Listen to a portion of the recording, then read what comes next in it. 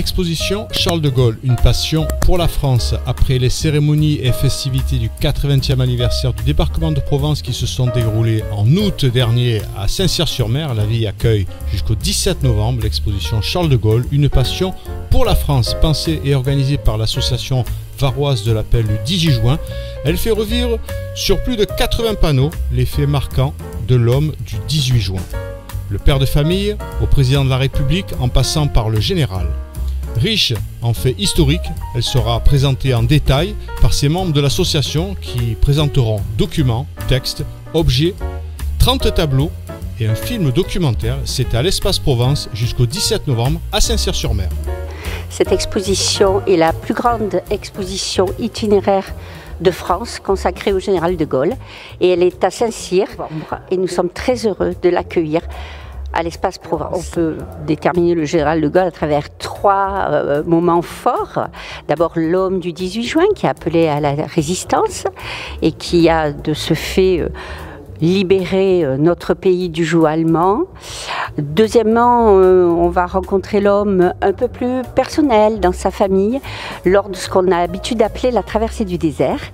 Et puis enfin, ce que nous lui devons évidemment, la Ve République. C'est le père de la Ve République. Il y en a quelques-uns qui essayent de mettre des effigies ou des petits textes de général de Gaulle, mais ça n'a rien à voir avec celle-là. Elle est vraiment, on dirait, je vais employer un mot, complète. Voilà.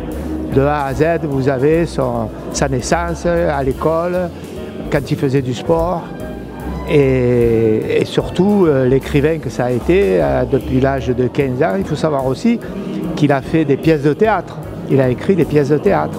Il n'était pas qu'écrivain dans les mémoires de guerre ou dans ses discours. Il était aussi un écrivain vraiment patenté, on dirait, si on peut dire ce mot-là. Il est parti, il a fait Saint-Cyr, il a fait l'école de guerre, il a été en mesure, il a disons, gravi les échelons, il a été lieutenant, il a fait la fin de la guerre de 14-18, hein, il a été blessé, il a été, après dans la guerre de 39-42, il a été prisonnier, il s'est évadé 5 fois.